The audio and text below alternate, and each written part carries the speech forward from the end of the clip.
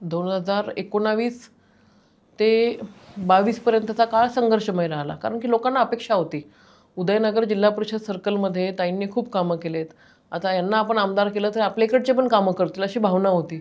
परंतु दुर्दैवाने सरकार नव्हतं आणि कोविडसारखी महामारी होती की जिथे सरकार तर नाही, परंतु हक्काचा जो आमदार निधी असतो आमदारांना, तो पण त्या काळात आम्हाला मिळाला नाही. पण विरोधी पक्षात असताना सुद्धा सर्वसामान्य जनतेचा आवाज बनून मग आंदोलन असेल, रस्ता रोको असेल, असे म्हणजे एक माझा खूप मोठा मोर्चा निघाला होता, आसूड मोर्चा.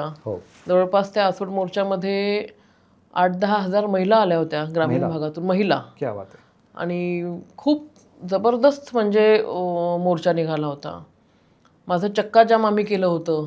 महाविकास आघाडीच्या काळामध्ये कुठलीही पूर्वसूचना न देता सरसकट शेतकऱ्यांचे वीज कनेक्शन कापत होते शासन. कुठलीच कल्पना देत नव्हतं. तर त्यावेळेला आम्ही रस्ता रोको आंदोलन केलं होतं.